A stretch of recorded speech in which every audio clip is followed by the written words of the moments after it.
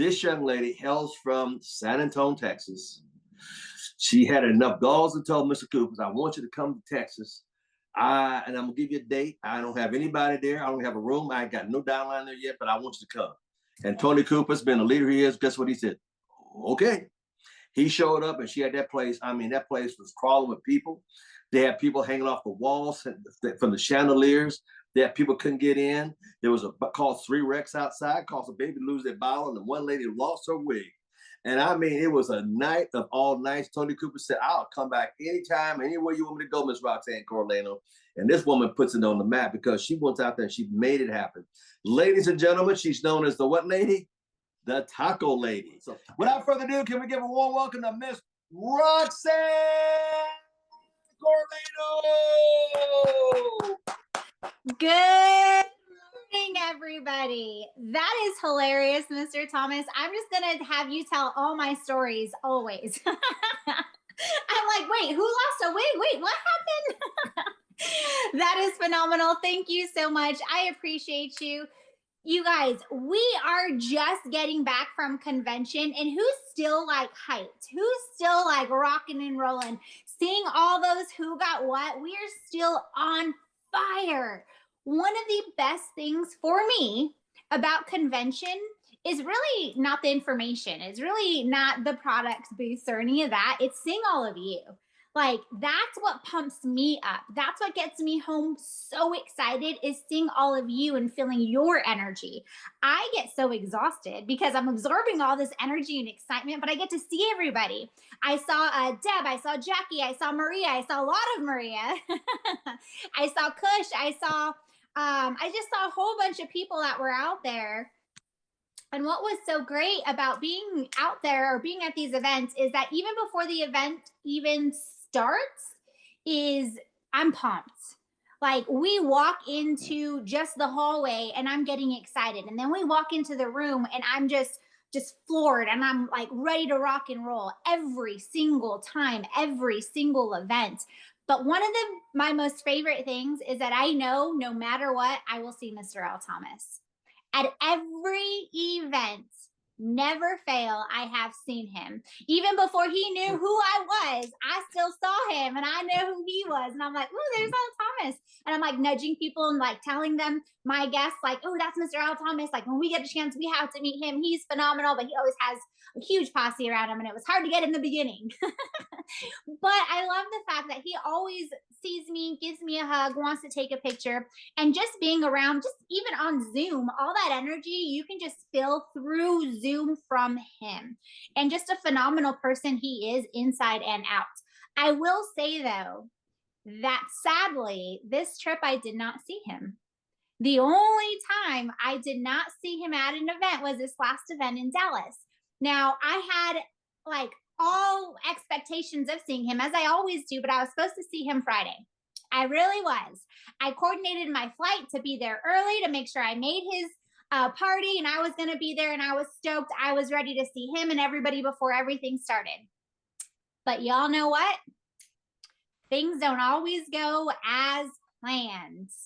And I'm going to tell you my story. We've heard Mrs. Carrie Roeder's story, and I'm sure we've heard tons of stories along the way. But Mr. Thomas themed this era, this time yesterday. What did he theme? Someone put it in the chat. What was his theme that he said this time period is? And it's something I say all the time, continuously. I've said for a very, very long time, years and years and years. I see people trying to type, and I'm going to wait. Figure it out. Exactly. I love it. We're going to figure it out.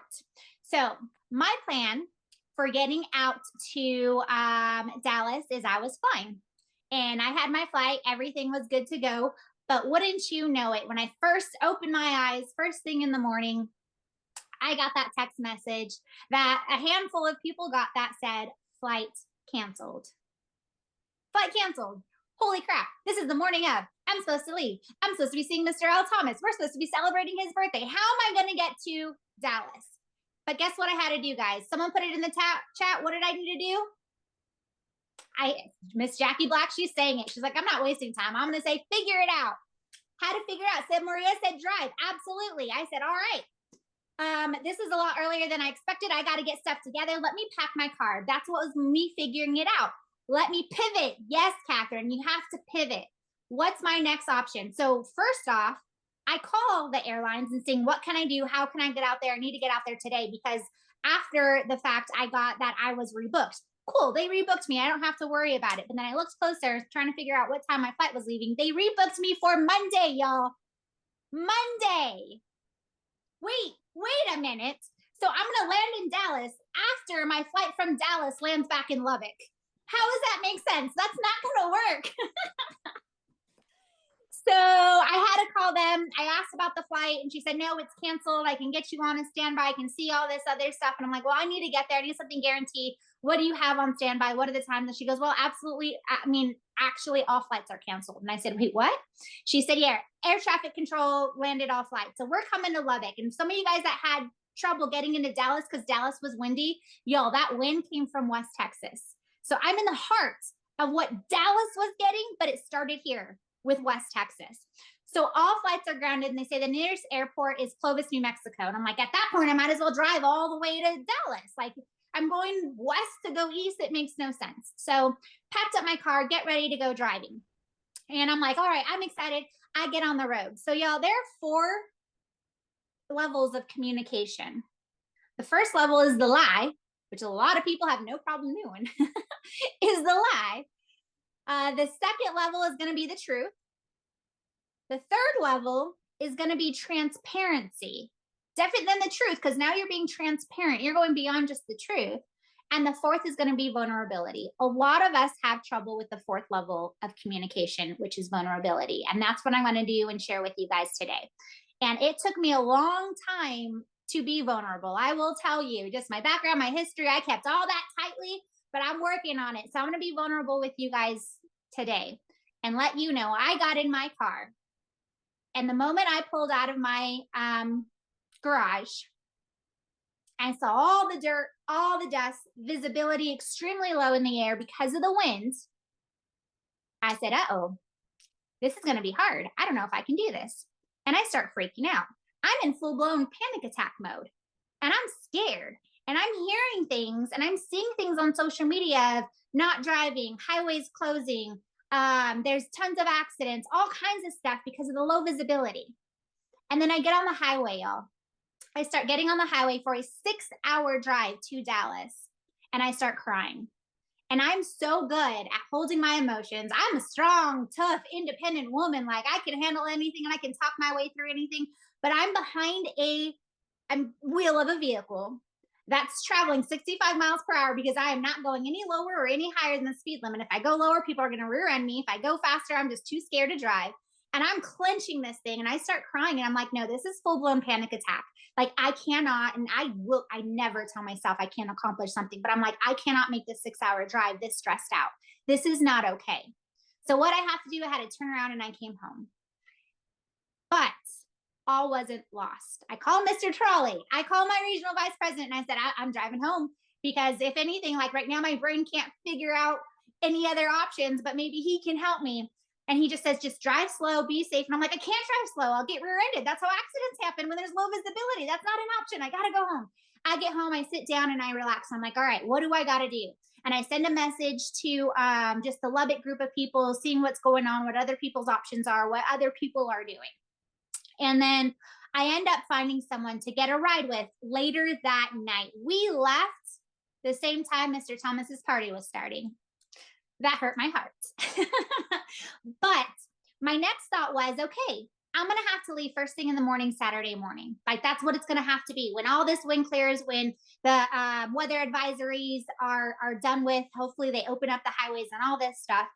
And then I was offered to jump in a car with someone. He said, hey, sis, we're going to be there. We're leaving later on into the evening, but we're going to get there 2 nights. And I'm like, all right, I'm going to be there in the middle of the night. I had to text Maria because that's who I'm sharing a room with. And I'm like, girl, I'm going to be there while you're asleep. Leave a key at the registration so that I don't have to wake you up because, I mean, there's nothing I can do at this point. But what I have to do is figure it out. That's it. It wasn't ever, my flight got canceled, I can't make it. No, that was never an option. I'm scared to drive. I can't make it. No, that wasn't an option. Whatever there is, we figure it out. There's always other solutions, always. Worst case scenario, I was leaving Saturday morning. Worst case scenario, I wasn't getting to the event until after lunch, after it already started. That's my worst case scenario, making half day one day and half day the next day. But it was going to happen. I was getting there no matter what. How many people would have stopped and quit when their flight got canceled? How many people, okay, instead of saying would have, how many people did?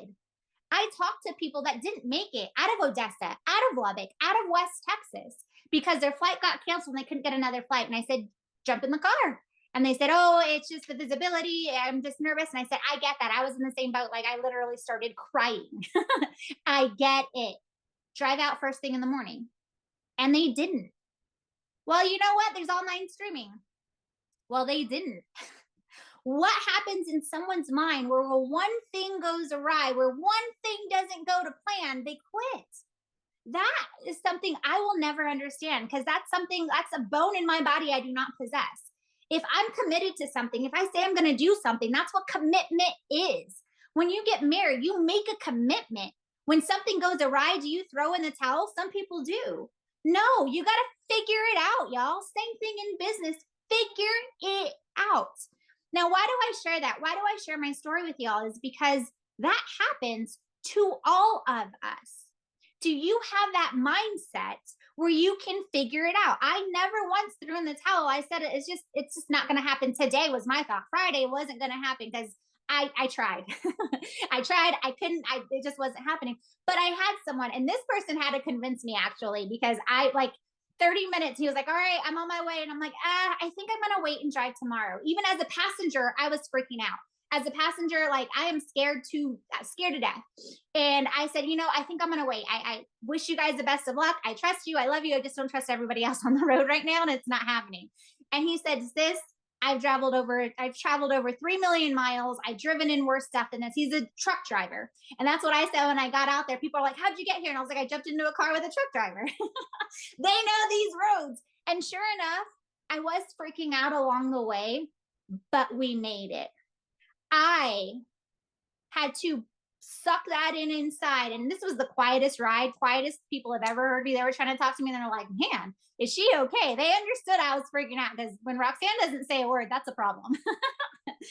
But along the way, you had zero visibility. And I kept trying to look across. I'm sitting in the back seat and trying to look. Like, I was like, stop looking at the road. You're freaking yourself out even more. And then you hear someone say, oh, look. And then they stop talking because they don't want to draw my attention. And instinctively I look, and there's an overturned trailer. And I'm like, geez Louise, like, we're on this road and there's overturned trailers and we're in a lifted truck. And I'm like, just make it. God's got us. God's got me. We're like, our work's not done. We're gonna get there. But we figured it out. I had to humble myself and just push through and do it. And sometimes that's just what we have to do, y'all, is just push through. Stop giving up before the finish line. That's happening consistently. We heard Mrs. Carrie Roeder's story of showing up and didn't even have a hotel room.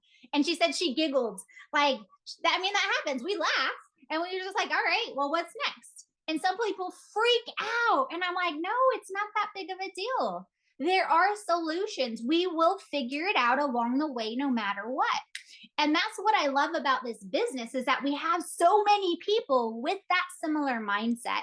So many people that we surround ourselves with. And my story is just one of several stories that happened this weekend alone. And so many people had different layovers and cancellations and sleeping at airports. And so much craziness happened, but we all made it.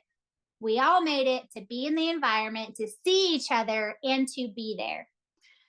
So now, no matter what happens in your business, you get a no. Guess what we're going to do? Figure it out. Yes, ma'am. Yes, Jackie Black. Figure it out. We get a yes, but we're not prepared to launch someone. What are we going to do? We're going to figure it out. They bring in 30 people. We're stoked. We're excited. We haven't dealt with that, but Jackie's already celebrating. She's like, heck yeah. What are we going to do? We're going to figure it out. And what's so great is that we have a community that we're not figuring it out alone. That's the best part of it. I told you I'm still in the car and I call Mr. Trolley because at this point, when we panic, our brains just aren't working very well. And my brain wasn't working. And I was like, I need help with solutions. Let me call Mr. Trolley and tell him the situation I'm in. We have a support system. We call on each other and we're telling each other what we're going through and we can help each other figure it out. That's what's so great is that we're not in this journey alone. One of the things Mr. Greg Provenzano says, and he says all the time, and every time I hear it, it's like the first time I hear it, is that part of figuring it out is also doing stuff we don't want to do. I jumped in that car not wanting to. Every fiber in my body said, don't do it. It's scary. But I did it. I did what scared me and I did it. And he said, we have to do the work when we want to do it, but we also have to do the work when we don't want to do it. We have to get up when we want to get up, but we also have to get up in the morning when we don't want to get up. There are some days we don't want to do stuff, but we have to anyway. But another thing he said is that we got 72 hours. 72 hours after an event, 72 hours where that energy, where that emotion, where everything that we're getting from everybody else, we have 72 hours to push before that goes away. And our next event isn't until September. We have 72 hours. How many of y'all took those 72 hours seriously? Like seriously, not because you were hyped, not because it was this like, okay, I'm excited, I want to get to work. I took those 72 hours because I said, you know what, after 72 hours, that my business will slow down. I said, Greg Provenzano said I got 72 hours. So I got 72 hours to work. And guess what? We're coming up on that. We are coming up on that. And I already noticed the excitement and the adrenaline in people are already declining. It's already going down. So we have to, that's why these things keep us motivated. That's why Mr. Thomas always asks, who got what, who got what, who got what, because that's a celebration. It's a celebration. It's our mini wins. And that's what's so great is that this community, we celebrate these mini wins. So in these 72 hours, how many mini wins have we had? And I see them coming up. Someone had a whole bunch of different services. I think it was Jamar. He said he had like 3 Zooms, 1 Vivint, and he kept going. And I'm like, oh my goodness, I'm not working hard enough. I thought I was pumped. I thought I was excited. I was doing exposure after exposure after exposure. All these customers, he actually got points in the system. I haven't got anything yet. I need to work harder. So 72 hours, y'all, and we're hitting that. So I am going to express to you, let these last few hours of the Pump From Convention run through you. Work harder than you've ever worked today. Talk to as many people that you've ever talked to. Sit on the phone and call after call after call after call. Keep them minimal. Let's take these ends of these 72 hours and straight out blitz. That's what I'm doing today. I have cleared my calendar and I said, I'm blitzing. I'm calling all these people and I'm setting appointments for the rest of the week. That's what I did at convention. When I was listening to people, I was texting my reps. I was telling them, hey, let's schedule appointments. And so the moment I got back, I had appointments with people already scheduled. That's what that 72 hours is. Not that it's only 72 hours to work, but we're so pumped. It's 72 hours to schedule meeting after meeting after meeting after meeting. So take this day today. I know some of y'all are working. I know some of y'all have stuff going on your lunch break. Make those phone calls, set those text messages, keep them to 5 minutes of conversation, keep them short, keep them brief, keep them concise. And if someone's not responding, next.